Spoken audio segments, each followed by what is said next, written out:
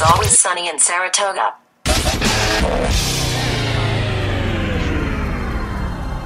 Good evening. Tonight has been a wonderful experiment of human contact. A symbiotic relationship between man and machine and you. The human brain is capable of millions of connections. Each one is a memory, an event. Tonight shall be remembered not by one, but by thousands of these relationships. As you leave here tonight, close your eyes and travel back to here, to now. And always remember that this was one moment. You were not alone, and you felt something that thousands of others had felt, and it was love. Alright, hey everybody, my name's Christian Stevens, and I'm so fucking excited because we have Justin Johnson on the show today. But before we hurry and get to Justin Johnson, we're going to hurry and do our commercials. So, really quick, tryonit.com. Go head on over there and check out all the cool supplements and shit. I know if you use codename Rogan, you'll get 10% off. So use that. And if you spend over $150, you're also going to get another 10% off, which means fucking 20% off. So, fucking go do that. I am excited because Justin Johnson is on the show. And Justin Johnson, how the fuck did we meet, Justin? First off, we went to the same high school, but we never even knew. Well, you were years ahead. When did you graduate? I think 06 or 07. 06, 07. So I was 09. Fuck, that. Was I even going to school when you were in school? Or did you graduate probably? Fuck. That was... I don't know. Fuck it. Okay. So Lehigh High School. We went to the same damn high school. I think we met through Jake. Yeah, we probably... Okay. No, I knew for sure that we met through Jake. And then from there on, Justin and I are still Freemasons. So that's how we really, really kind of met, was just going through Freemasonry, and we hung out, and we're still badasses. And I realized this guy's a fucking smart ass. You're smart, dude. You're a smart man. You know a lot of shit about a lot of shit. And that's hard to find nowadays. So, fuck. Let's talk some deep shit. First off, why don't you give... Well, let's see. Why don't we talk about Utah's new lovely liquor laws and all of the liquor laws and how ridiculous they really are, but also that, like, the newest one. The newest one in the joke of the giant Utah scheme of liquor. Well, I don't know. Us and I think it's Pennsylvania or Philadelphia were known as having the worst liquor laws in this nation. Recently, they did pass the law a while ago, but it just went in effect recently, was what people like to term the Mormon veil, where you can't have liquor in the view of the public in the restaurants. I think Chili's kind of does like a loophole where they can have the bottles empty. Oh, really? Okay. Yeah, so that would make sense. Yeah, I thought it was smart. I mean, there's no alcohol in it, but it's there. Yeah, it looks really stupid. I don't know what the effect is. It's not like some kid's like, oh, I want alcohol now because I can see it. You know, still need a license. Well, and it's a joke, too, because it's like, look, the people who are passing these laws are most likely Mormon. Yeah. And if they're passing it, they shouldn't be drinking. So what temptation is there if, one, they don't drink, two, they shouldn't be drinking? There should be zero temptation for them. It's like, it's fucking stupid that they have to go in and tell other people, hey, who do drink, don't look at a bottle and don't get, it's just a joke. I don't understand that. I agree. It's stupid. I think the other one that just went into effect recently was that you have to buy food before you can get alcohol, which is stupid. I mean, if you're going to buy alcohol, you're going to get food anyways, but you don't need to tell me that I need to do that anyways. Yeah. So you can't just order a margarita without the food. Like, do you have to be served the food first, you know? Well, I mean, because the other thing too, it's like, I could just buy an appetizer that's $2 and I'm going to get my alcohol because I just bought food. Yeah. Your little law is not going to do anything for me. For sure. I mean, at the same time, what that's going to do is force me to just go to the liquor store, buy a bottle, and drink at home. Yeah, exactly. Which is only gonna and that's another stupid thing about people who are not from Utah listening to this. Utah has awesome liquor laws in the way of we can't go to Chevron, we can't go to any grocery store, we can't do shit without having. You can't get liquor there. Period. You can get a beer. You can get beer, which is not even beer. It's like what 3%, something. It's watered beer. It's water hops. It's the out-of-state Pabst tastes more delicious than the Utah Pabst. Does it? It's so gross. Well, so I just think it's a joke again. It's like, look, if you're the people who are making these laws are Mormon, so if they're not drinking and they're not supposed to be drinking, in what way is there a temptation for them to do it? And even if there is temptation, well, fuck it. You know, I'm saying, like it's liquor. It's not fucking marijuana. And even then, why is marijuana? Why is a plant illegal? It makes no sense to me. But you have to go to Utah's state liquor store to go get liquor, and then better yet, it's Sunday. You can't buy liquor. You can buy beer at some gas stations, but some counties don't let you. But it's a joke. In Utah County, Provo wasn't the first. I know Lehigh was for a while, but someone came out and said, "Why? Well, where is it written that you can't do that?" And like, there was just the cops going around, I guess, to the gas stations saying, "Hey, you can't sell liquor on Sundays," but there was never a law, there was never a rule or anything that I remember. And so for years that was kind of going on, and then someone found out it's not anywhere, and now you can buy liquor, buy beer. Yeah, which was kind of dumb. Was that Provo was the one that passed the law before Orem did, allowing to sell beer, and even after Provo passed it, Orem took like 2 months. Say, okay, fine, you can sell beer on Sundays. Yeah, well, like it's a big thing. Like I don't understand. It's just fucking beer, and when we have to go, I hate it because Sunday we threw that barbecue, and I wanted to go get some Jägermeister. I wanted Jägermeister, but I wasn't thinking about it beforehand, so I would have got it on Saturday, but I didn't think about it, and I can't go anywhere and buy Jägermeister on Sunday. If I'm having a barbecue, I'm fucked. It's stupid. It's so fucking stupid. We'll just start making our own moonshine. No, absolutely. Utah. I think so. I would love to start my own liquor. Better yet, I would love to own my own bar. I want to own a bar. I want to own my own vineyard. You want to own a vineyard? That's one of my biggest dreams is like, I've been wanting to own a vineyard for like 10 years. And like start your own like wine? Yep. Nuh-uh. Yeah. What would you call it? If you had to call it something, what would you call it? I don't know. Fucking wine. I don't know. I would love to make. I don't know. I'm not a big wine person, to be honest with you. I don't necessarily like the what's it called? The fucking wine, the grapes. But it's a acquired taste, I believe. I can't even talk right now. There's wines that can get you into it. Like if you got that nasty Franzia. I need something with some flavor. Oh yeah, the Franzia just tastes like juicy juice with carbonation in it. Fuck yeah, juicy juice. It's wine. No, I'm down for that. But, over time, it's an acquired taste. I mean, I like, honestly, Caduceus, not to suck Maynard's dick or anything, but... is that his wine? Yeah, I mean, it's a good wine to start out with. It tastes good. I mean, I drank it, and I was like, this wouldn't be bad for my first time. Like, yeah, really? If I had it with food, it's totally fine. Awesome. Cool. Fuck. Well, let's see. Maybe we can get me on a wine. I don't know. Well, that's the other thing. So you can actually import that to Utah. Wine? That wine or what? Pretty much any alcohol you can't have sent to Utah. Oh yeah, because it's got different. Yeah. Again, there's different percentages. Like companies like Budweiser and I guess they're the same.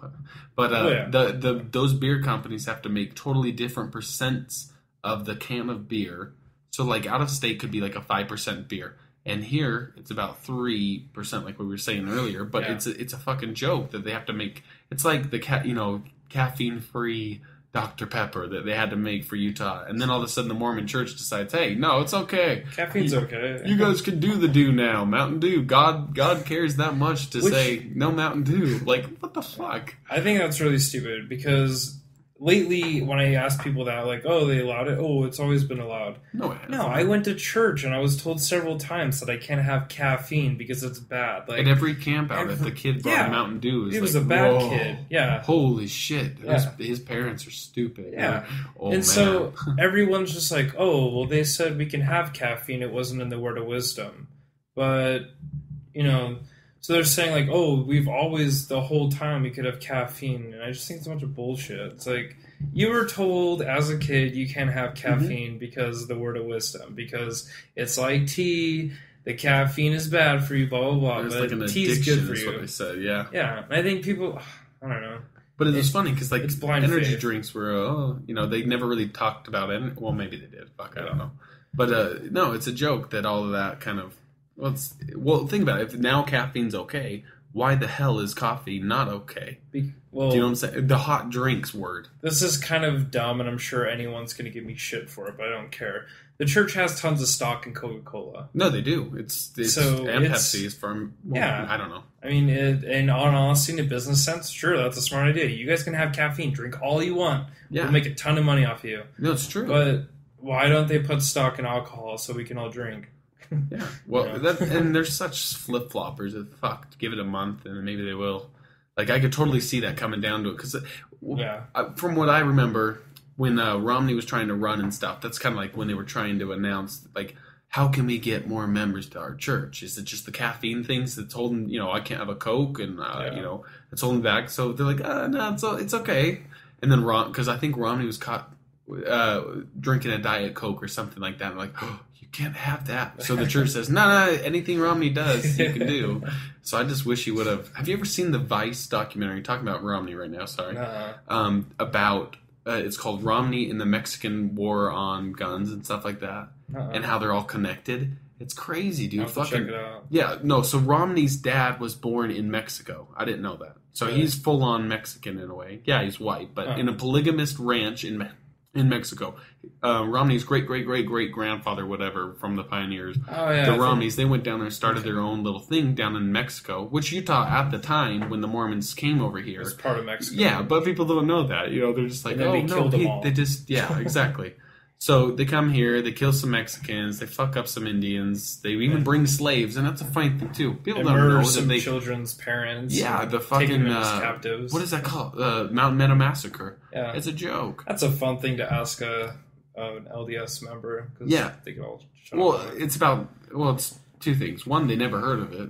Those members. Two, if they do, they want to sweep it under the rug. Oh, we don't know that for sure. Well, Well, they do that, or they're like, oh, they weren't real Mormons. Yeah, no, they were the knockoffs. Okay, so they went to church, did what the prophet said, and Brigham Young was totally a part of that shit. Yeah, well, they're like, kill all these. They're walking through the valley, which is Pleasant Grove, I think. Was it? I swear, there's like a plaque somewhere around here, Utah County, saying this is Mountain Meadow Massacre. No shit. Oh. Yeah. So basically, what they did was a bunch of children, like a huge family, like wanting to leave the church, pretty much, and a bunch of the Danites, I think it was. They're pretty much, if you look at the Danites, it's the LDS SWAT team, pretty much. Yeah, wasn't that the ones who held out the blood atonement? Yeah, I think so. Yeah. So basically, they rode out, killed all the parents, and just kidnapped the kids and raised them LDS with pretty much, everyone calls it brainwashing. It is brainwashing. Absolutely. And saying like, oh, your parents died in a war or some shit. Like, you are now LDS, so enjoy. It's pretty dumb. But, it's... I'm looking up the movie really quick. I want to double check before I say this out here, but I want to say it's September Dawn. Or something like that. Hold on. I was actually in a Puerto Rico movie it had Danites and stuff in it. Really? Yep, it is September Dawn. Okay, I want everyone to go and fucking... Of course, the reviews are really shitty on it because people, hence Mormons, give it a really bad review. It's probably like low production too, is it? No, it's actually way high production. Like really? Lots and lots of... there's a few famous artists in it. I'm trying to think of the main one. The guy who plays Brigham Young in it is really, really famous. He's in... I want to say... He's in Transformers and all kinds of stuff. Really? Yeah, I want to say it's Angelina Jolie's dad. Not necessarily blood dad, because I guess she was adopted. I didn't know. But I think it's her dad. Anyway, September Dawn. Go check it out. You can watch the whole thing on YouTube, or maybe not. I don't know. Just check some websites out or rent the movie. But September Dawn, it's all about the Mountain Meadow Massacre, and you'll see how fucked up shit is. Yeah, it's a movie, whatever, it's theatrical, but a lot of it is very, very true, and guarantee if you ever ask a Mormon, they're going to tell you the exact opposite, because it's very controversial. But anywho, we can move on to a new topic, because I don't want to waste my time talking about Mormons. let's talk about fucking the NSA building down the road. I can see this bitch out my window, dude. Yeah. This huge multi-billion-dollar building that the NSA, which I know everyone knows about now because that's all I ever see on Facebook is, like this picture if you don't want the NSA to, or something stupid. But the NSA, what do you think about this whole building? Well, I think with us talking about it, they might tune in. So absolutely. Followers. Yeah. So hey, hit us up if this is the NSA. Go ahead and follow us, Instagram us. So pretty much the building is 1 million square feet. Basically the building is I guess it's in the basement or the first floor or whatnot, but basically it's a giant hard drive to store all of the military's information and whatnot. And to get an idea of how large it is, if you imagine how large the internet is, it's huge, takes up a lot of space. Fuck yeah. Yeah. If they were to put all that into the storage device of the NSA, it would only fill 1% of the whole storage. No capacity. Shit. Yep. Dude, that's insane. I know. They don't have a number. They haven't thought up a number larger yet than what the size is right now. And if you don't believe me, you can easily look this up, get off your ass. Yeah, for sure. Because some people are always like, oh, you're a conspiracy theorist. Well, too fucking bad. It's all over the internet. It says it. No, I believe in conspiracies. I know. But this is a fact. This is true shit. It's just that the one thing that bugs me most is people use the internet for information. But stuff like that, when you're like, oh, it's on the internet. Go look. Well, the internet isn't true all the time. Yeah, okay. No, exactly. Well, it sucks for you. I don't know. You get enough references, it is. Yeah. But at the same time, I have friends in the military who have told me about that. Yeah. So it's really stupid. It's kind of sad. Even Russia, it's like, you guys are being kind of dumb with this, Yeah. No, it's a kind of it's creepy in a weird way. A couple things. One, I care, but I don't care as of right now because if they're going to do it, they're going to do it. Yeah. So I'm not going to whine and cry because one person's not going to stop this. Yeah. Now, if there's a whole bunch of people that jump on the bandwagon and we're throwing over shit with the government, maybe I'll jump on board. But if you want information on that, I can get that to you. There's tons of people. Absolutely. So what do I want? Pretty much what I want to say is, if you can't beat them, join them. I hope they're hiring. Join the empire. Yeah, exactly. That's what I say. Can't beat them, join them. The Snowden guy is pretty sweet. He's the guy who basically let the public know that NSA was spying on us, taking phone records. Is that the one guy, he leaked something and then it was a big, the Verizon Wireless, wasn't it? Yep. Verizon, Sprint, and AT&T have given all phone records, emails, pictures, text messages, whatever, to the NSA, which is stored on that hard drive now. Yeah. T-Mobile is in the middle of it. They're fighting it just because I believe, I don't know if it is true or not, but I do know their headquarters is in Europe, so they really don't follow America. Yeah. Their stuff, yeah. But they do have a headquarters. I think it's in Washington. I don't know. So he told the public about what's going on and whatnot. He did run to China, or it's not China, so they don't. The U.S. government doesn't actually have him, right? No, they don't know where he is. He trolled. Yeah, he trolled America hardcore a few days ago. He basically bought a ticket from, I don't know, somewhere in Russia or whatnot to Havana, just 16-hour flight. Yeah. Over 30 journalists bought last-minute tickets. People in the government bought tickets on the plane to try and catch him. Yeah. He wasn't on the plane. So the door closes, everyone's stuck on a flight for on the plane for 16 hours. Nuh-uh. And Snowden's not on the plane. That's awesome. I was like, fuck yeah. But I think he did ask for asylum in Ecuador. I don't know what that means. Basically citizenship in a sense. So you're running from a country and you're like, give me asylum, let me stay in your country and hide me. And I think Russia said that if he asked for it, they would give it to him. Fuck yeah, I'd go to Russia, dude. Oh yeah, Ecuador, and I think he did state that he'd actually like to be in Iceland. That'd be crazy. Yeah, just because. But how could they protect you? That's the hard part. It's they can't. They're neutral. Yeah, Iceland is pretty fucking badass. That's where WikiLeaks is, pretty much. Really? Yep. That's apparently Assange is there. Yeah, they're the pretty much all activists and anonymous kind of people are usually in Iceland. That's awesome because it's neutral. They don't give a shit. You know.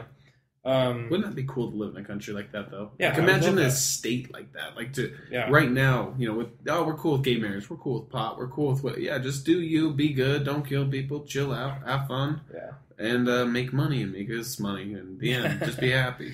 Fuck, dude, that would be a good- great world / that'd be a good country. world.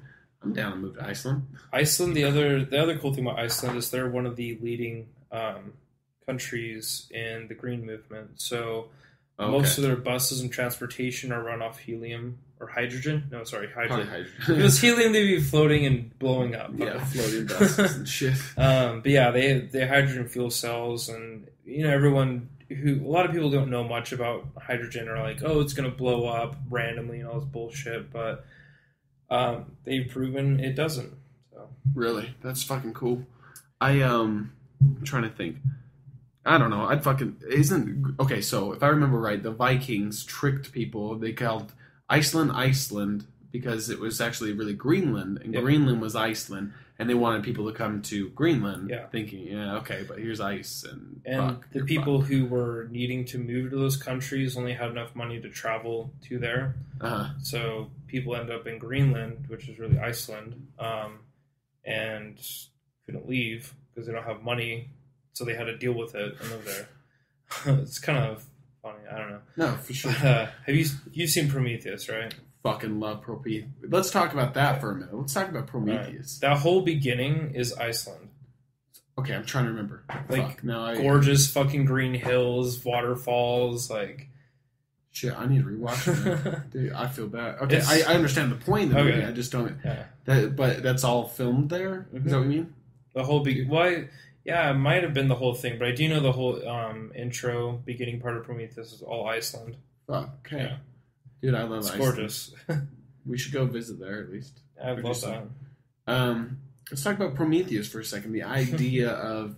I mean, when I asked my wife's not religious at all. She doesn't really care. She's one of those, like, there is something out there possibly, but it doesn't, like you and I guess. Yeah. But when I asked her, so what do you believe? Or when friends ask her and stuff, like, wait, so you're not Mormon? You're not whatever?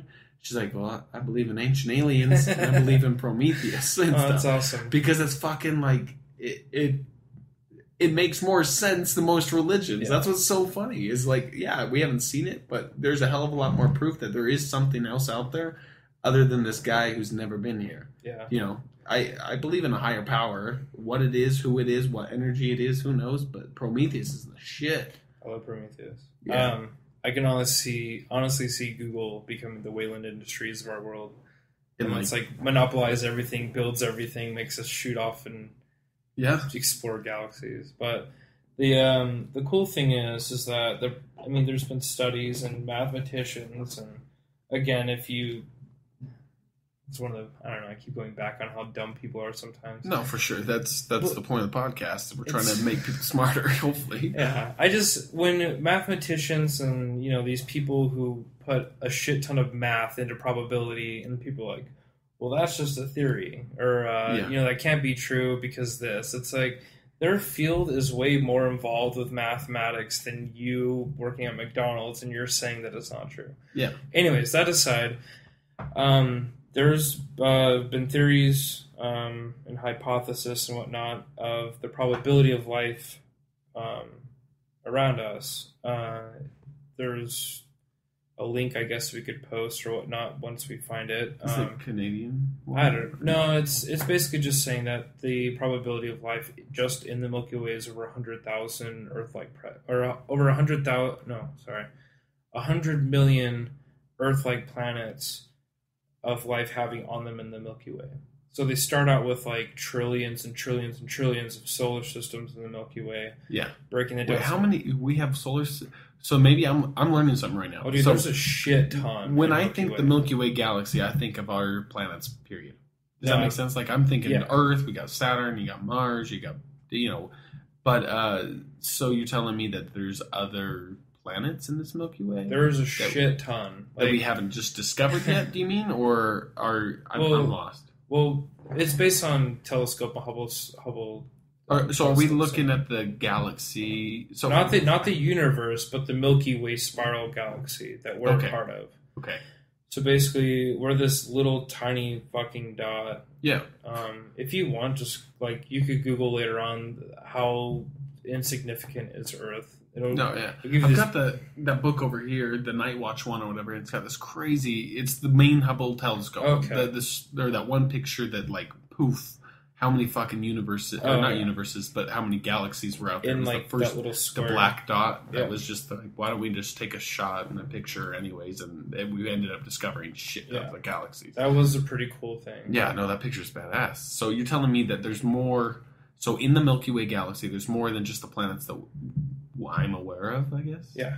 Really? Yeah. That's fucking insane. And Voyager 1 just barely left the solar system, apparently. Wait, what? We sent it out in 1971, I think. Oh, okay, wait. So it's like a telescope? Or you mean a satellite? Just a satellite. I forgot who did it. I think Carl Sagan put some stuff on there. He has like this gold disc with information on it. Uh-huh. In a super basic way, mathematical language. So if an alien did find it, they could read it and be like, oh, this is how they reproduce, this is music, this is what is there, and that's kind of crazy.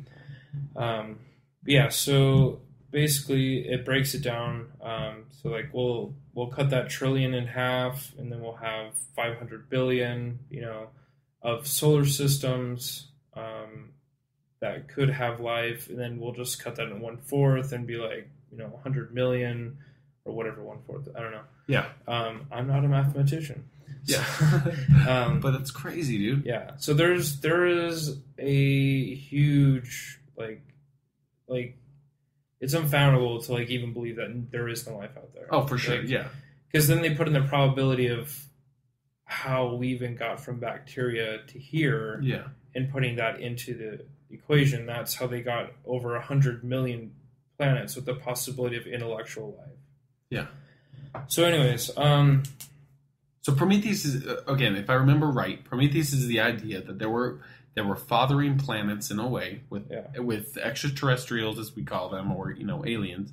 They come, they drop off certain species, hence a human, us here, and they just sat us here, left us here type thing. Kind of. To start, or am I wrong? So basically, what I do believe, and I'm still iffy with Ancient Aliens. I do love Ancient Aliens. For sure, yeah.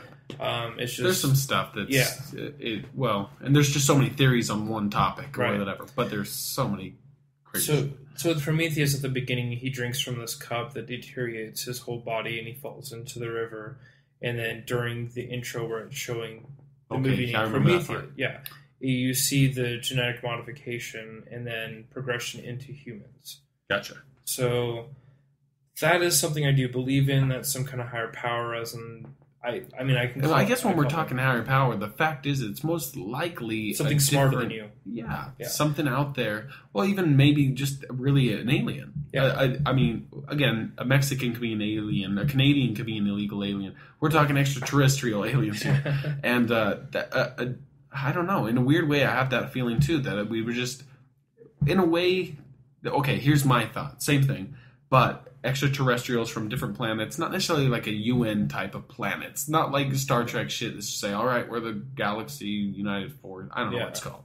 But this idea that these different planets have different species, but they're all billions or millions of years ahead of us with technology to get it, but they're all friendly.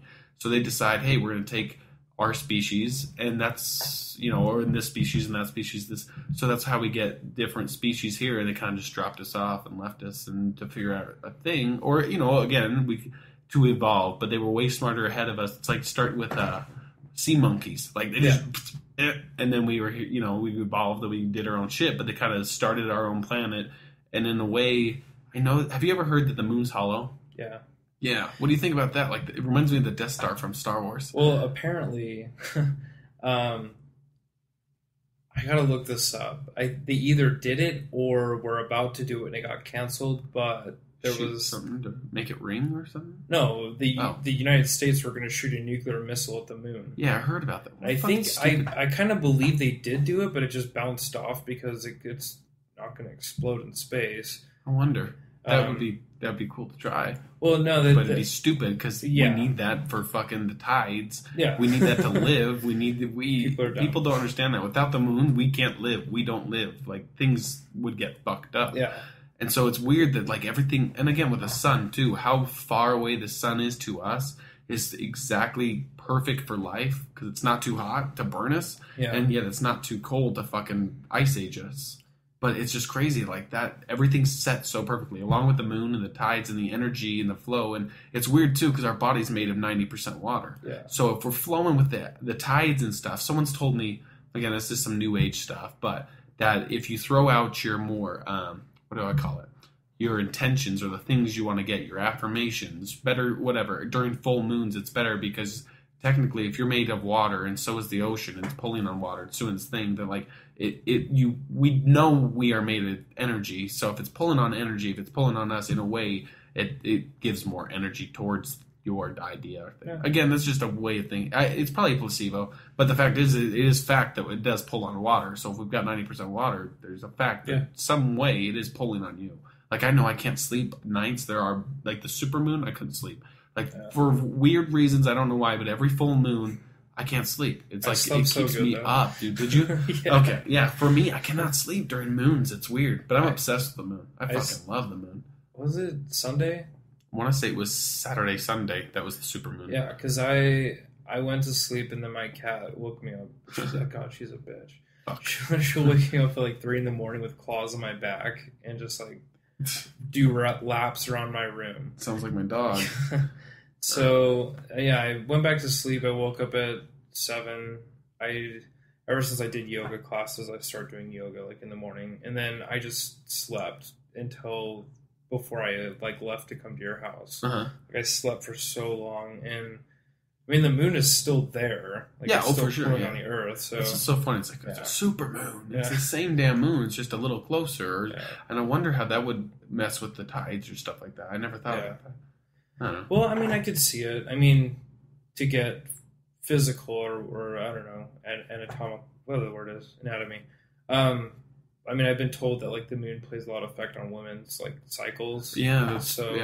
But I mean, I've been told that men have their own cycles as well. I mean, not where it's like we're bleeding everywhere, but I mean, if the moon can have a pull on like a woman's vagine, then it can certainly pull on her scrotum or something. I don't know. I don't know what it does. Either way, I don't know. They always talk about it too in like old movies and stuff, like the full moon and the werewolf, and it's like maybe I don't know. I know that usually at a place I work, the guys end up going a little bit more crazy when they're close to a full moon. I don't know what it does. Yeah. But, all right.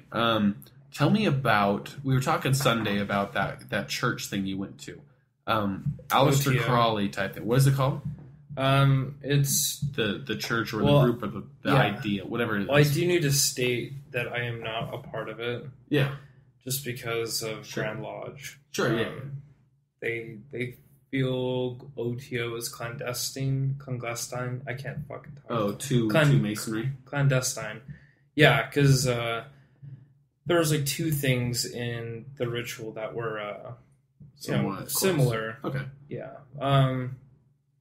I don't know. I guess just out of respect, I won't say it's too much, just because it's the same thing. Sure. But I mean, anyone can go to it. If you want to go see it, like anyone can go to it. Well, I guess what I was saying is it more about okay? So when you're saying Aleister Crowley, is that have something? Is that his following? In a sense, I was talking to a guy who was explaining to me. So basically, Crowley was part of Golden Dawn, which is, I guess you could say.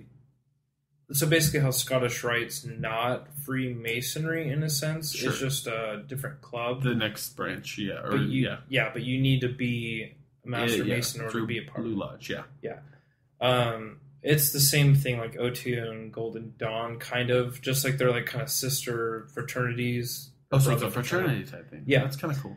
From what I've been told, I haven't verified this myself, but a few people told me that Crowley was a Freemason. Huh. He was huge in archaeology and whatnot. He did find a bunch of rituals and scrolls. Really? And he brought it to Grand Lodge and was like, hey, we could use this. Like, we could form like a new Scottish Rite kind of thing. Sure, okay. They felt it was not along the same lines of what Freemasonry was about. So they Okay. said no. He basically said fuck you and just said I'll do my own thing. Oh, okay. Yeah. This makes So sense. yeah, so he rebuilt Golden Dawn, and then there was a guy who's starting OTO like in the 1800s, early 1900s. And so he brought a bunch of stuff, reformed OTO, made it way better in a sense, brought ideas and rituals and things like that. It seems more pre-Christian, more pagan, okay, cool. kind of ritual thing going on. I did feel like a lot of Egyptian ties pulled into it, which is pretty cool. Really, I'm obsessed with Egypt. It was really cool. It's really interesting. There is a few like tiny bits of participation, so if you don't like participation, don't go. Oh, gotcha. Okay. But I mean, it was just something I wanted to like experience as an interesting thing. That's all it's about is learning. So that's interesting. Yeah. Okay, so tell me about your new band, dude. What's the name of the band? Of your new band? It's two. It's called Transcendental Dreamer. It's badass. Yeah. So people don't know, transcendenting is taking it a step farther than what it is. So basically, the name is saying you're going farther than the state of dreaming. Oh, really? Yeah. Oh, that's cool. Yeah. So it took me a while to think that out. So is your music? What's your music like, or influenced, or something I can kind of, I don't know, put it to? What is it like? It's very or influences. Well, it's very experimental. Well, kind of. It's post-rock, post-metal. People will probably turned off by the name metal, but it's not where you want to blow your head off, pretty much. I do love metal, like, don't get me wrong. Yeah, for sure. But it's very delay, so it sounds very spacey. If people have ever heard of God as an Astronaut, that's one of our big influences. Sure. My guitarist doesn't like this other band, but I'm secretly like pushing it. It's Tool and A Perfect Circle. Those are my favorite bands. So wait, is Tool and A Perfect Circle different bands? Yeah. Oh, okay. The same guys? No? Yeah? Same singer. Same singer. So he has three bands. He has he's got three bands. He has Tool, Perfect Circle, and Pussifer. Literally, if you think pretty deep onto the names, they're all sexual. Yeah, no, that makes sense. Let's see. So, tell me about Tool a lot. Tool is one of those weird bands that you can't. I don't want to sound like a huge like egotistical fan, but it's one of those bands you can't really classify with subgenres just because it's. I mean, you could put it in metal, but it's not metal. Yeah. You could put it in rock, but it's not rock. They have influences from everything, like thrash metal, from metal, rock, African drum beats. Really? Yeah, just everything. The reason I like to pull from Tool is just they think really deep. So their songs are deep about deep shit. Like disgustingly deep. That's cool. One of their songs, Lateralis, the singer Maynard sings in the Fibonacci sequence. So the syllables are the Fibonacci sequence as he sings it. Nah. Yeah. And yet he's able to articulate a good lyrical basis of the story in this. The other cool thing they don't really admit to, but people have figured it out in a sense. If you listen to Lateralis from like start to finish, a lot of the songs seem out of place. But the true order of it is in a golden spiral. So you have the set list, like 1 through 13, I think. Oh, so this is the album you're talking about? Yeah, the album. Okay. And so you have it from like, I think it's 13 songs, 12 or 13. Anyways, you got 1 through 12 or 13. And then the spiral starts at 5 or 6 and spirals out. So whichever the line hits, or whichever number it hits next, is going to be the next song. So you're remixing the whole album by songs, and it plays out perfectly if you do it in the golden spiral. Seriously? Yep. That is nuts. If you go on YouTube and type in Tool Holy Gift, like it's the whole progression of how it should sound. That's insane. That's fucking cool. Yeah. That takes seriously thought and talent. Fuck. And Yeah, and to think of how deep they did on that album, there's only I think 1 or 2 seconds left of recording time on like the disc. They used every single space on the disc they possibly could have on the album. Yeah. So you can have up to like 70 minutes, I think 74 minutes on an album that you record. Like, well, just a CD. Yeah. You could have multiple discs in your album Yeah. and whatnot. But yeah, they had like 2 seconds left until like they couldn't go any farther on the album. So it was like perfect timing. That's crazy. But yeah, it's disgustingly deep. That album's like heavily influenced by this book called "Nothing in This Book Is True, But It's the Way Things Are." Which who wrote that? I can't even say his last name. It's Bob Frizzell or something. Okay. Miss Frizzell's husband. Yeah.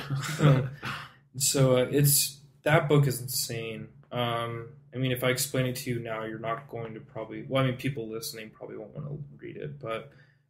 in a short sense, what's the book about? Well, the first part goes into detail about how, with factual things you can look up about government hiding UFO contact and whatnot.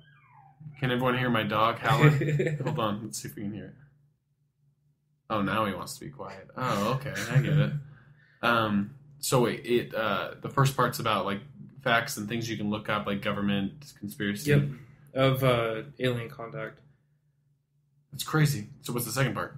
Well, they're more like chapters or parts? Yeah, it's all chapters. Okay.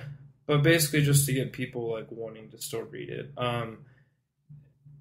Pretty much all countries outside the United States have released documentation on contact with extraterrestrials. Sure, yeah. I know Canada recently. Yeah, UK released 5,000 pages on it. Yeah.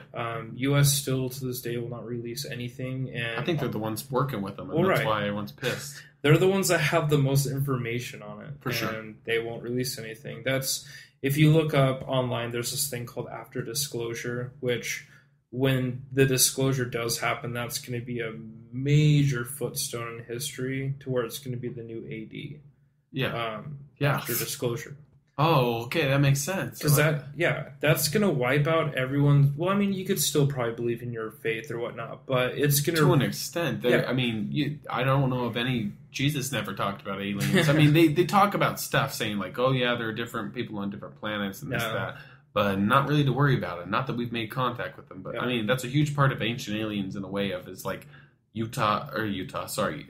world was influenced and like the pyramids and certain things were all set up. Yeah. And so it's weird because like different, totally different time. People aren't traveling and shit like that. But yet the same temple out in Mexico is the same temple out over in, different places. And it's fucking crazy. So and that's... Like, one of the biggest things if I could get anyone to do is to change, like, to reevaluate and question what they were raised on. Right. But I loved my history teacher that I had in high school. Who was it? His name is Mark Clinton. It was the school I went to. Oh, okay. But he basically sat the book down. It's like, okay, I'm going to tell you straight up. Most of the stuff in here isn't really true, but I have to teach it because that's my job. Yeah. But he's like, I want to teach you the other side of the history. That's awesome. Yeah, because he's like, all of us are dumb and oblivious. Like, what? It's not true? You know? And he's like, look, like, you need to keep in mind, like, if you get in a fight with someone and you win, you could say whatever you want about that person. That's true. Yeah. Same with, like, Napoleon, if you win, because it's the winner who gets to decide history. So I think that's awesome that your teacher taught you like that, in that way, that style. That's cool. Yeah. So there's basically about reevaluating, changing your ideas. I mean, we learned a lot of things. One of the biggest things, which a lot of people are going to disagree with right now, but if you have friends who went on missions or whatnot to Japan, they'll know this. So this is a big conspiracy. Well, it's not a conspiracy thing. It's real. It gives you an idea of how history is written, in a sense. Here in America, when you read your history books and you read about World War II and how it started and how we got into the war, you read that we were surprised attacked. Yeah, that's not true, huh? Right.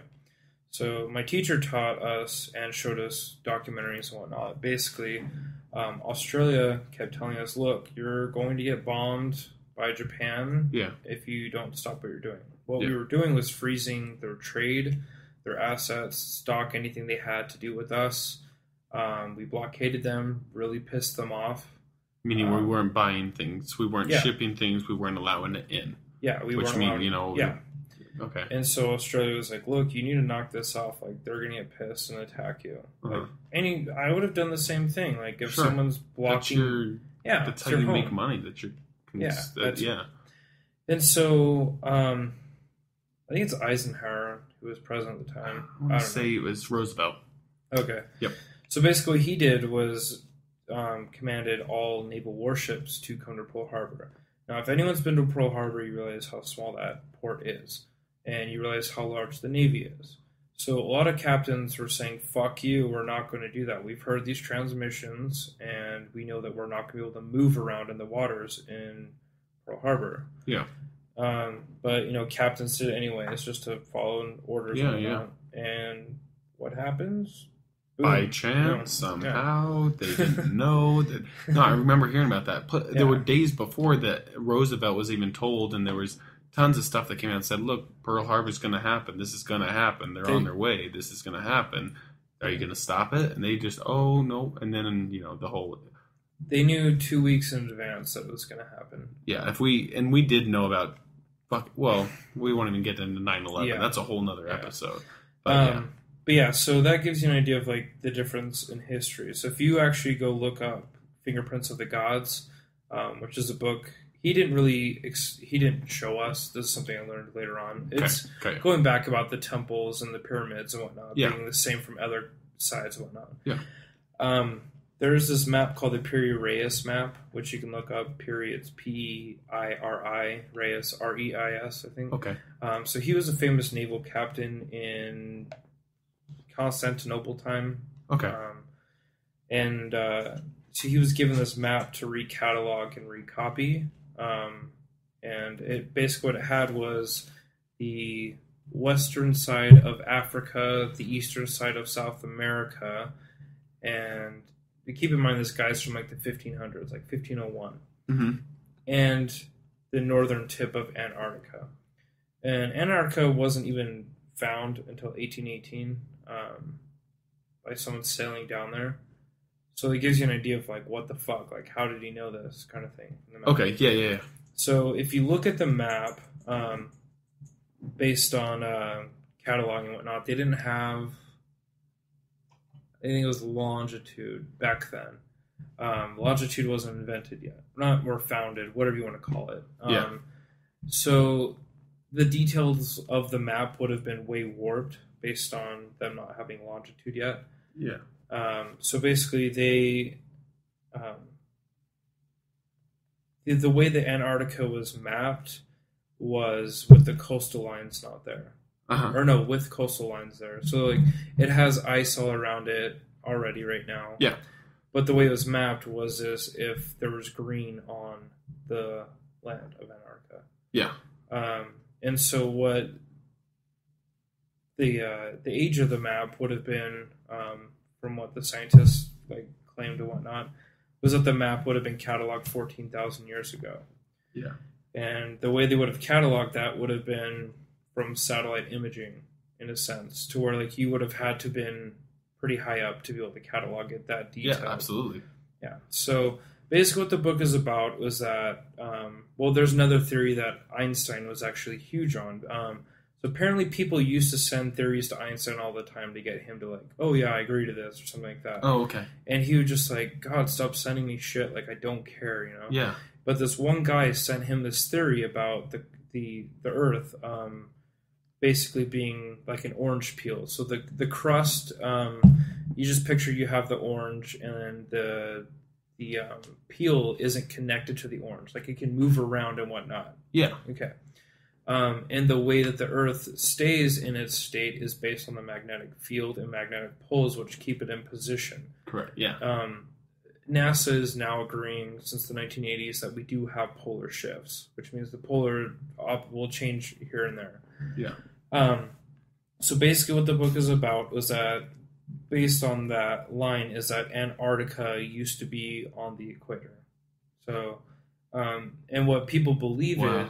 is, and so Egypt now is so hot based on the line it's on, because nothing can grow there. So Egypt used to be fertile, like green, everything, like because you hear about like Egyptian stuff and them talking about it, like they grow the crops, they do all of this stuff, and that would make a lot of sense. Yeah, that's crazy. So Antarctica being on the equator, Egypt would be in a more fertile land zone. Absolutely. So what that means in the book was that there was an ancient civilization in Antarctica that we are actually just finding about.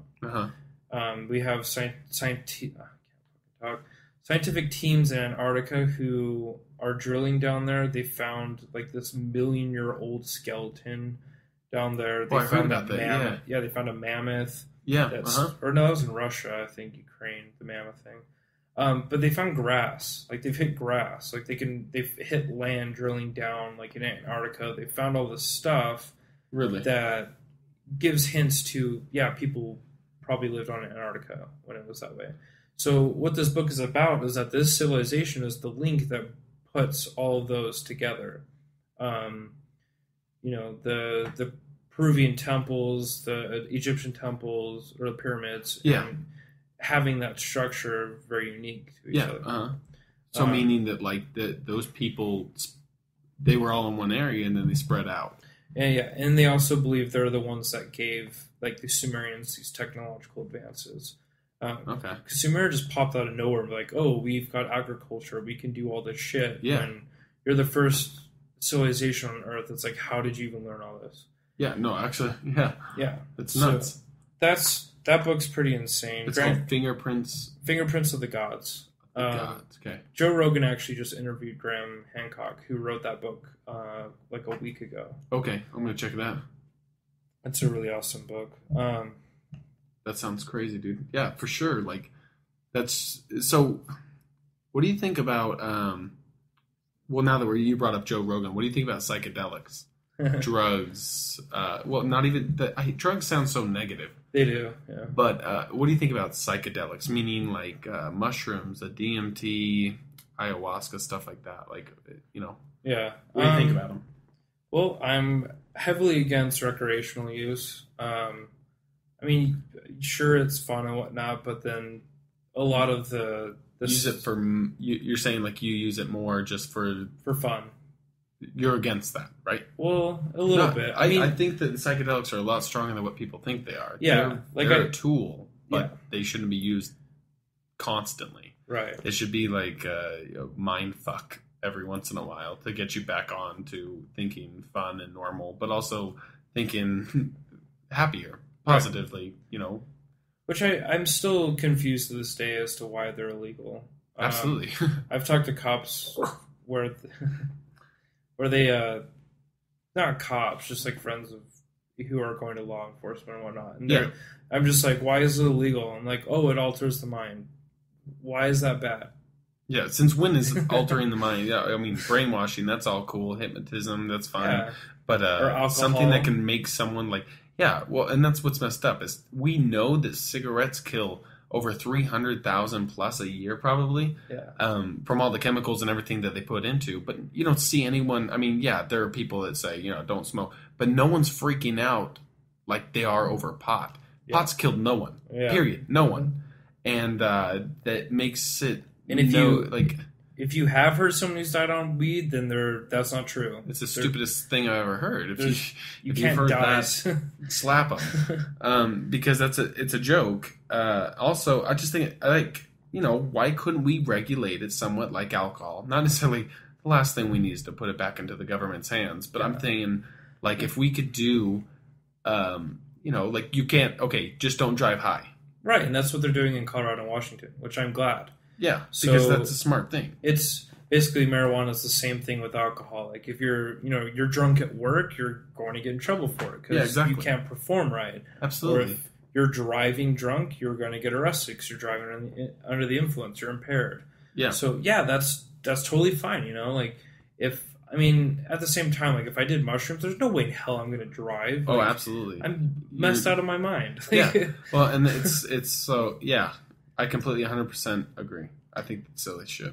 But so what do you know about ayahuasca? Well, first off, what is ayahuasca? Do you know? Yeah, it's well, just from what I've read. Yeah. Basically, ayahuasca is deemed dimethyltryptamine with MAOI.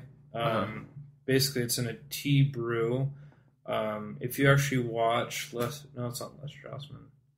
I'm trying to think what movie it was. I believe there's a show that like someone does an ayahuasca trip, but they don't really tell you what it is. Oh, okay. But anyways, it came from Peru, or around those areas. It's a I'll explain this with drugs. Basically, drugs. The original point of drugs was a stepping stone into manhood. For these tribes, yeah. Yeah.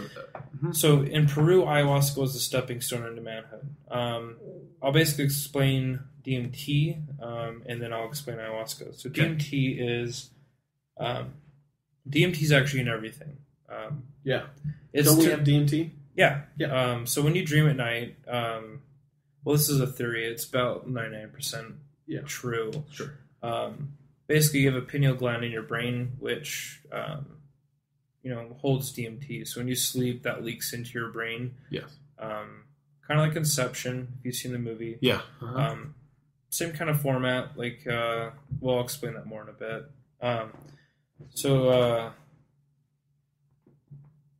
Pineal gland. Yeah. So it drops the DMT, small bits of DMT inside of from your brain. Yeah. Which releases dreams, these things. Yeah, so what I was going to say is that it's gotten to the point now where if you find something that doesn't have DMT, then that's pretty special. There's so much, there's DMT in everything. Like that plant you have in the corner is, it's probably like a super small amount that it's not going to do anything for you, but it has DMT in it. The reeds that are along Jordan River, that has DMT in it. Yeah. And if you had the proper ways of extracting it, you could do that. That's crazy. So DMT, the point other than I guess drug wise, what am I trying to say? Pretty much what is it? Yeah. Well, yeah. Well, okay. What's the experience like? Would you say from what I know you have friends who have done it before. Yeah. What is this experience really like? Basically, me viewing you doing DMT, you're high for maybe 5 to 10 minutes. Okay. What happens? The process is that things start to. Oh my gosh, we have our dog in the studio and he's chewing on Justin's damn beanie. He's being a little shithead. It's so hard to do it with the little puppy in the room who's teething because we're trying to do anything and everything, and he just decides he wants to be on the show, but he can't talk. He's a dog. Come here, you little shit. Okay. But DMT is... Yeah, so it's just... So the trip, and it's about 5 to 10 minutes real time, right? Yeah. That means on a timer, it lasts about that long. Yeah, I mean, you can get up to 15 minutes, or, strange cases, people can last for 25 or whatnot. Yeah. But basically what happens is your vision starts to blur a bit. I guess I get to explain it just because, whatever. So I did it. I didn't blast through, really. I don't care anymore. Yeah. So I didn't really blast off, which I'll explain the term in a bit. So basically what we did was, this looks super ghetto, but... And just to make sure, is this DMT or... DMT. Okay, go on. So you...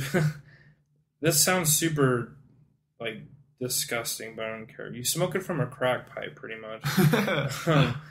And basically, you just inhale and whatnot.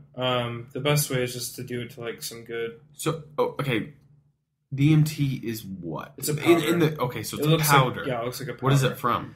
Is it from a plant? Yeah. Okay. There's specific types of plants you can get it from, but it's different from what people assume of hard drugs like heroin and cocaine and things like that. Yeah. That stuff is you mixing in chemistry lab kind of shit. Sure, yeah. This is you just extracting it from a plant. So it's pretty much as natural as mushrooms, weed, that. Yeah, okay. Gotcha. So you're not adding anything to it. And if you do, then you're a dumbass. Yeah, so, and you're... Yeah. Yeah. So basically, you inhale, blah, blah, blah, whatever, from the pipe. Mm-hmm. or whatever other means you can do it from. I don't know, the best experience is to do it to like really soothing music. Like not trance, not dubstep shit, right, kids? Well, no, dubstep would be a bad experience. That would put you into a bad. We're talking like it's actually called IDM. It's called intellectual dance music. Okay. And there's a band or an artist. It's one of my favorites. His name is he goes by the name Telefon Tel Aviv. So it's TEL. TELEFON space TEL space AVIV. So Telefon. IV. Telefon Tel Aviv. Okay. And there's a song called "Sound in a Dark Room." That is pretty much the dimethyltryptamine anthem. Really? Yeah. Huh. It's perfect. It's even like if you're not on anything, it's a beautiful song. Really? Okay, cool. It's very soothing, very moving and whatnot. So, I'll check it out. Anyway, so you're basically what happened in my experience, and then, like I said, this is years ago when I was into psychedelics. Yeah. I've become a full-grown Years man ago, now. kids, by the way. Listen, years ago. But he's telling you experience, so you don't have to do it. That's the point. Okay. Unless you want to. It's okay. Yeah. Anyways, so yeah, I'm laying there. Vision starts to blur a tiny bit. And I like to call it the Star Trek like warp drive, because that's what it looked like. So Really? I'm looking at the corner, like top corner of my room, and the lines where the walls meet started to bend a bit. And so, like, it felt like I was going to warp drive. How nerdy that sounds, I don't give a shit. Yeah. So it started bending and whatnot, and then it started vibrating really fast. Mm-hmm. And then I went into, like, kind of a hallucination state. Like, I kind of ignored all my surroundings and was just focused on this line. Okay. Now, to basically explain, if you have like a smartphone, and maybe iPhone can do it too, but if you look at it like in the sunlight, you can see all the tiny dots there. That, that make the screen. Yeah, like can read your fingerprints and whatnot. Sure. Okay. Yeah. So basically, I'm seeing these like beautiful colors and whatnot, and then everything has dots around it, and it just gave me the impression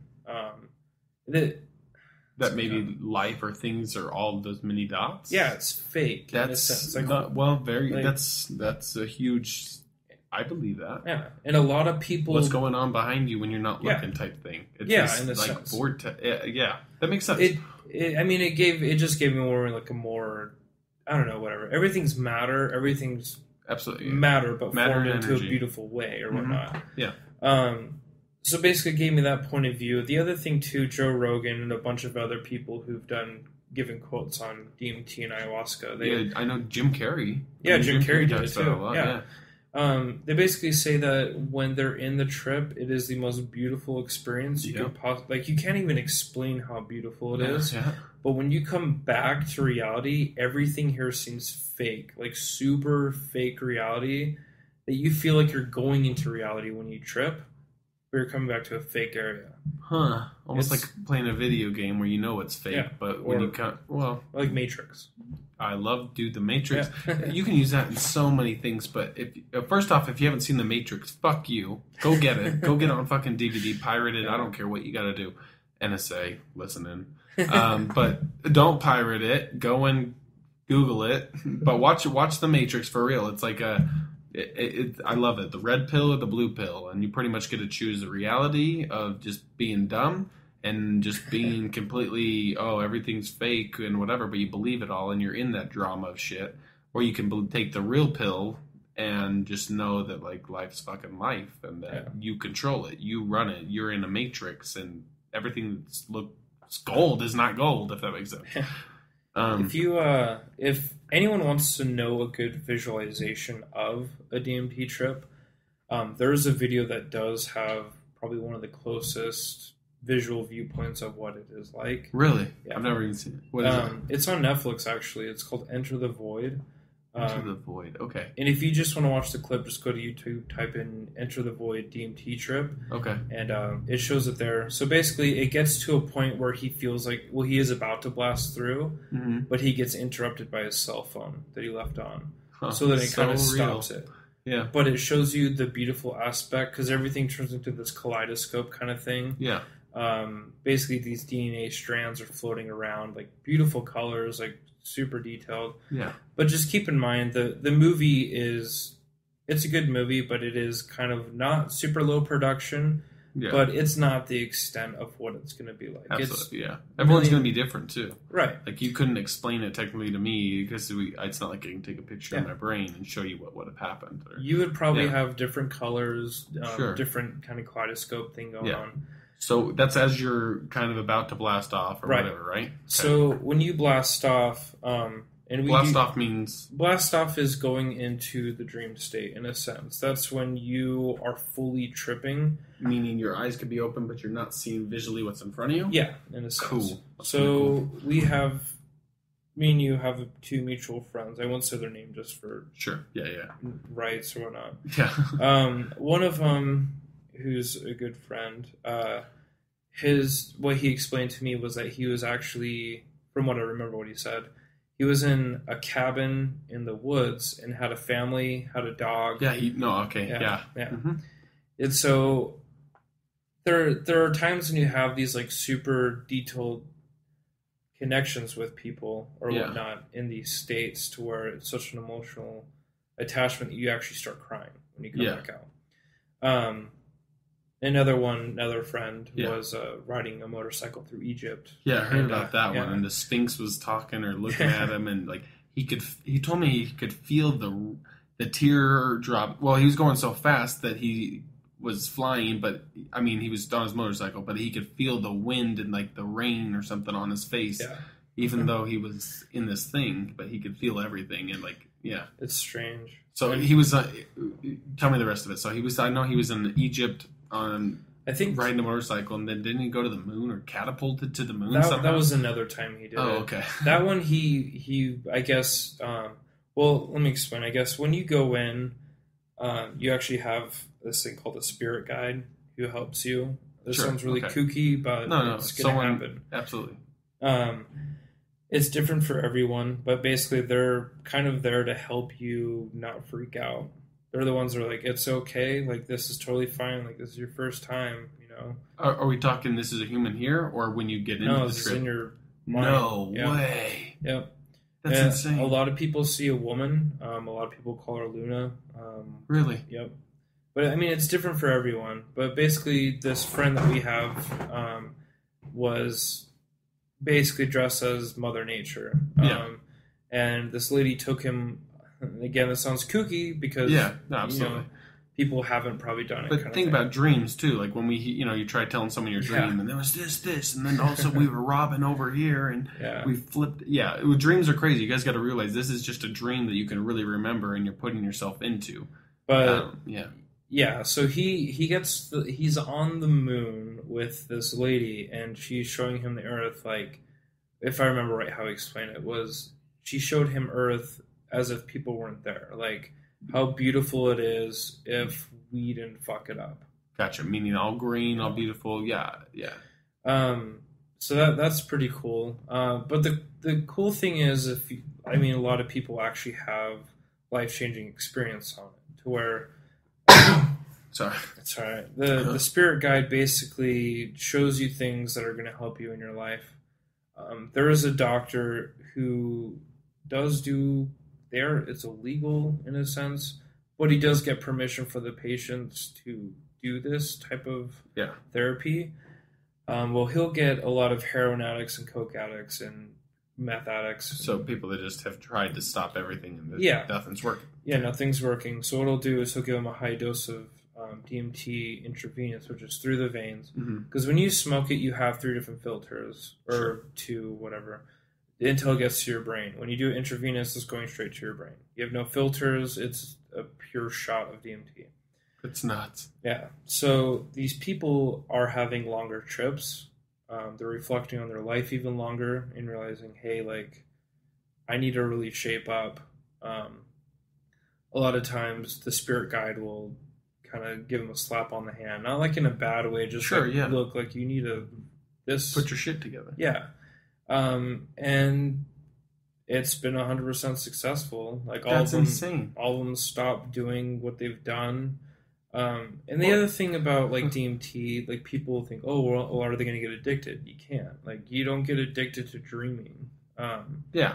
It's the same thing with weed in a sense. You can't get actually addicted to it. Yeah, you get exactly. addicted to the feeling. Like, Sure, yeah. I love being happy. I love eating a shit ton of Yeah. food. Like, Imagine that. you know, Yeah.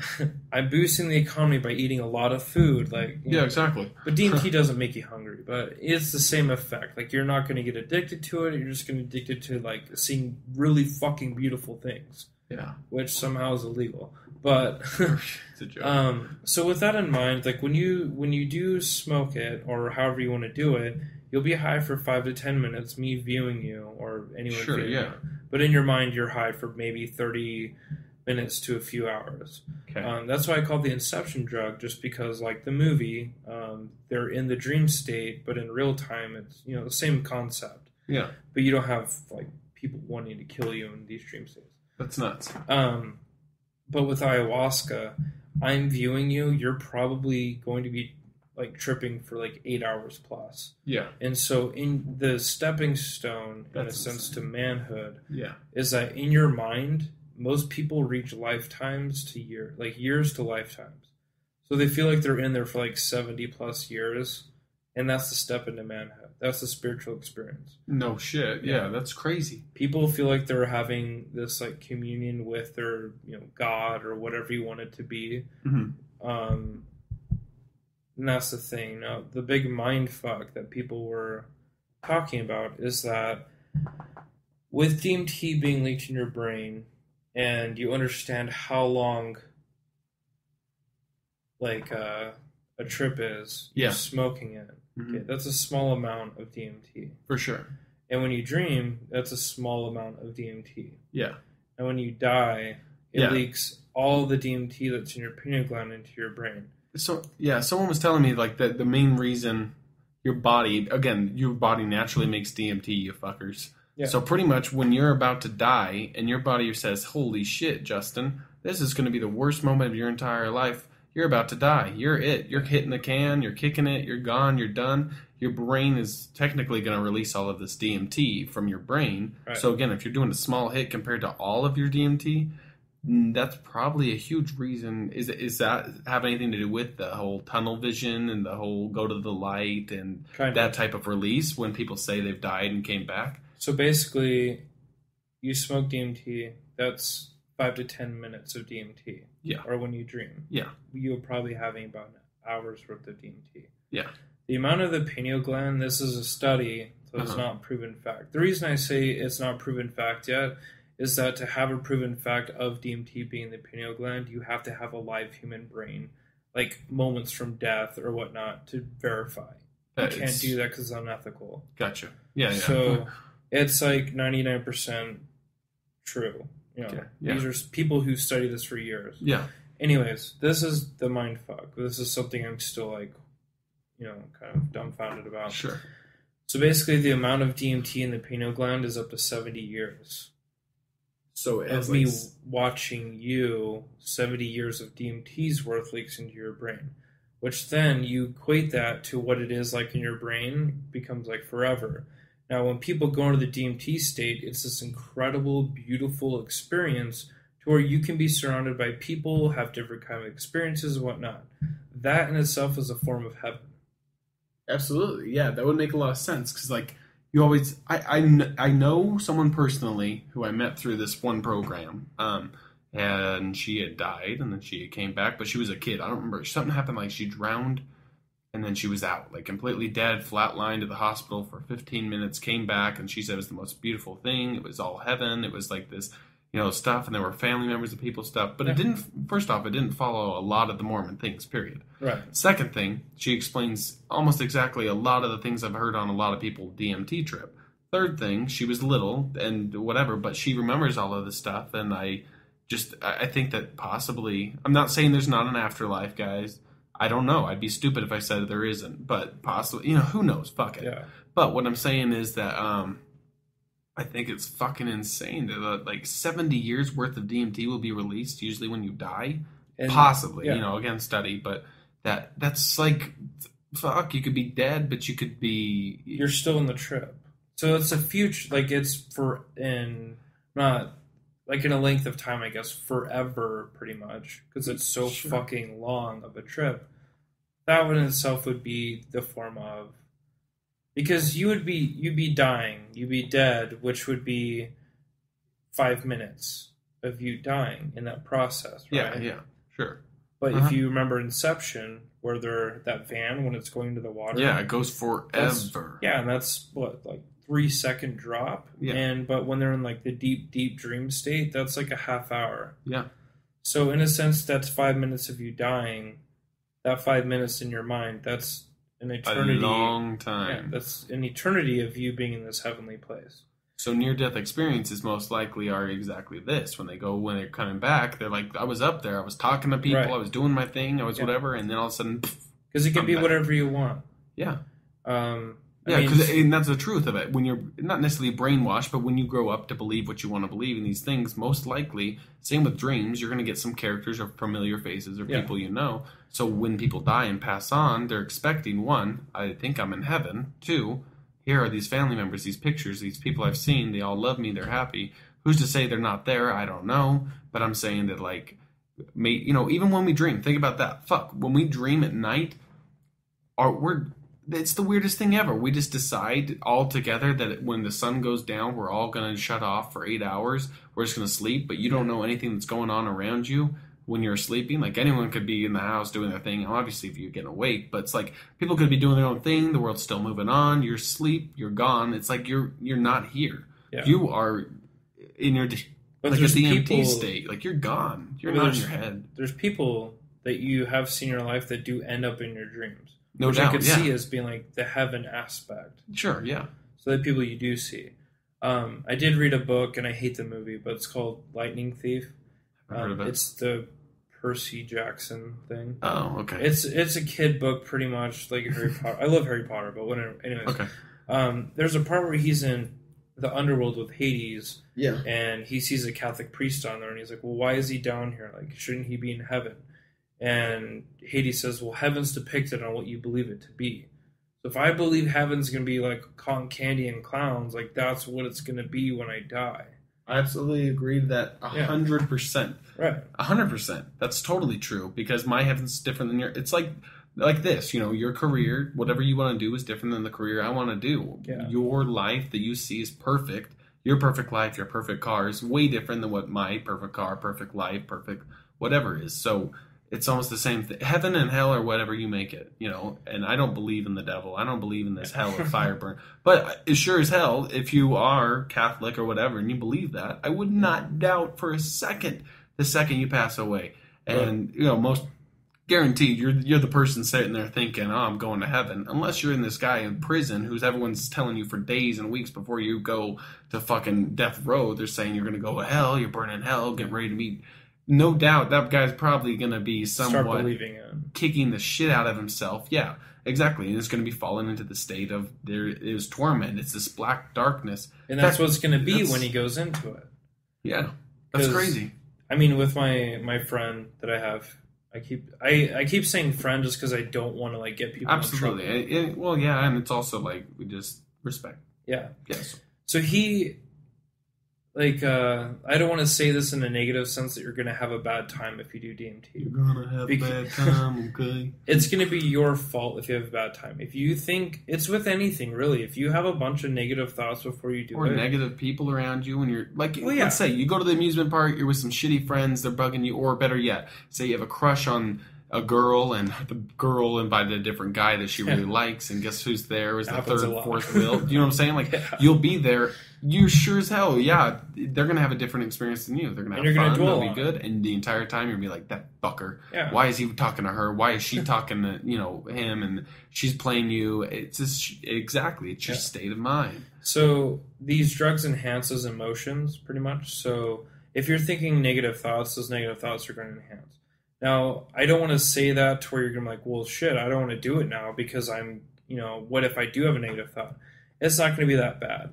It's most likely going to readjust itself, and because you're going to see something super beautiful to where you're not like, oh, well, I'm going to think negative where you're seeing this beautiful fucking Yeah. palette of colors, and I can't even explain it. But anyways,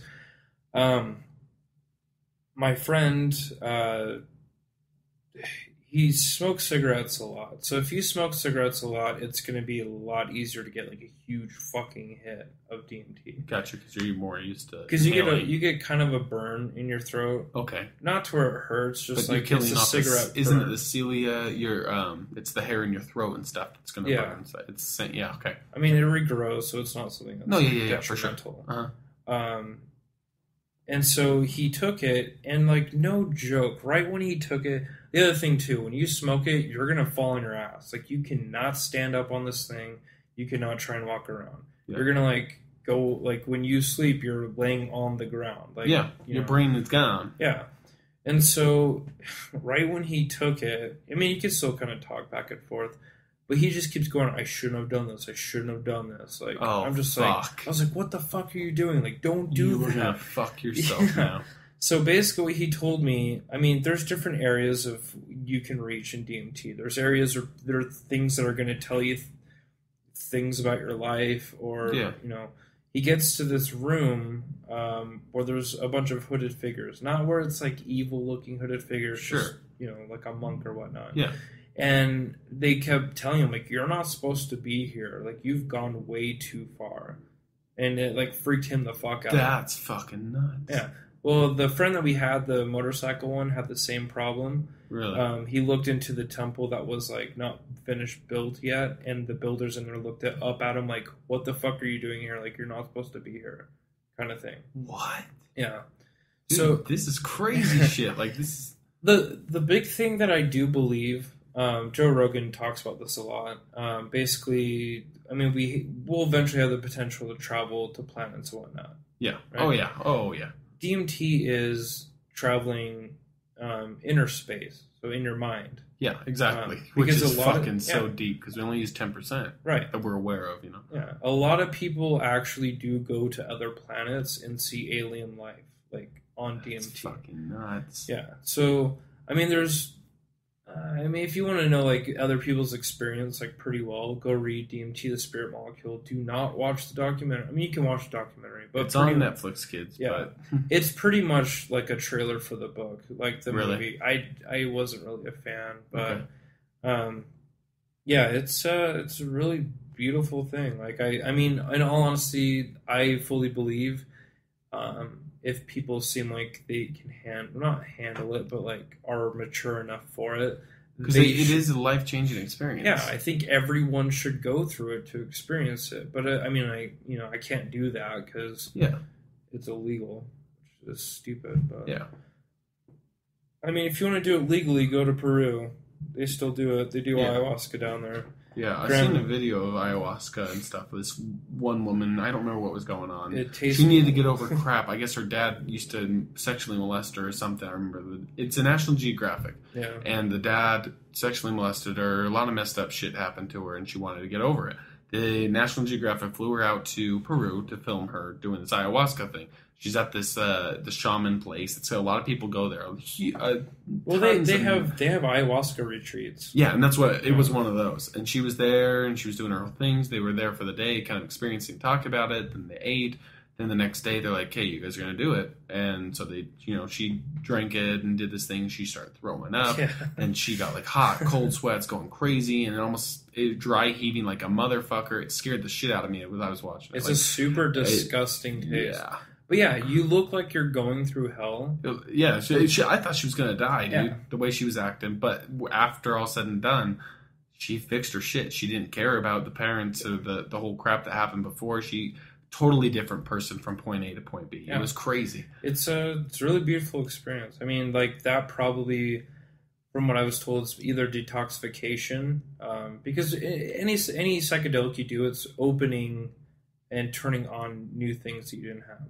Yeah. A lot of people believe that when you take mushrooms, and I mean, after a few times, it unlocks creativity way more. I guarantee it. I can guarantee that. I mean, I've never done it, guys, but I'm just saying, like, I guarantee that could be totally.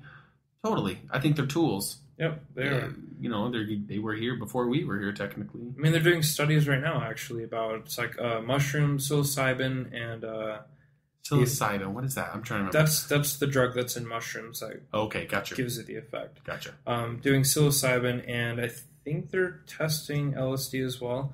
But basically, the artistic qualities and actually using it, Like a before after. kind of. I mean, the studies are about like the good properties of it. I mean, there's not really. I don't know any bad properties of it except for like, I don't know, you throw up, Fungi, it tastes gross. Yeah. But just the fact that it does boost creativity, artistic qualities, intellectual thinking. Well, and imagine that. Like that's so badass. If people can really comprehend that, that's insane. Yeah. Because like that could help so many people. If you're stuck, I mean, I don't know. Everyone's going through. I'm sure. Again, it's a different ballpark thing. If you have a thing in mind that you want to change or create or whatever, and you were to do that thing, that I'm sure that's going to be a huge part of the focus of the trip. Yeah. In helping you creativity or whatever it is that you wanted help in. Maybe it's just opening your mind and thinking differently or getting over shit. Who knows? But yeah, that's cool. Bill Hicks has one of my favorite quotes. I mean, I found that's the other reason why I love Tool. I found so much shit out because of Tool. Like I found Bill Hicks, Sacred Geometry. Do they talk about the song, or just because you start researching who they like and what they do? And they sampled Bill Hicks's stand up. Okay. So basically, what he was talking about was people who are against drugs. He basically says along the lines like, if you're against drugs, what I want you to do is go home, burn all your tapes, books, TV. Yeah, because they were all probably. Yeah, and he's like, he's like, burn those all because all those artists you listen to that you love are probably really fucking high on drugs. Yep, and they are. Like, I mean, I don't know. I can't even think of an artist that I actually do like that doesn't have the possibility of being affected by psychedelics. Absolutely. And all the shit that I hate is not. I mean, I do love some straight edge bands. Like, don't get me wrong. I have a lot of straight edge friends. Oh, sure, yeah. And I love them. That's fine. And I mean, I'm not one to force that or whatnot. But absolutely. The bands. I mean, the other thing too, why some of the straight edge bands are good that I do like, they're pretty deep on some shit. Absolutely, yeah. They've got dark, deep stories, or they've had family members of people pass away because of those things, and they have reasons why they are what they are. Or they can express their emotions still pretty well. Sure, yeah. Like, I don't listen to them anymore, but AFI is pretty straight edge. But they're still able to articulate and form very poetic lyrics, and have a good sound and whatnot. You can still be creative without drugs. That's what he's trying to say. Yeah, right? I'm not saying do drugs, kids. I'm just saying like that option is there. And like, well, again, drugs sounds negative. I would just don't fuck around with shit without knowing your shit. The end. Go get permission from your doctor. Yeah, definitely. Go talk to your doctor. Make sure it's okay that you can take it. All right. Well, I think we discussed a shit ton. We are definitely going to have Justin back on the show as soon as possible. This guy's a smart motherfucker. I hope you guys enjoyed the show, the podcast. Sorry it was so long. No, I'm not. But, no, thanks for tuning in, everybody. Fuck you. Good night. Amen.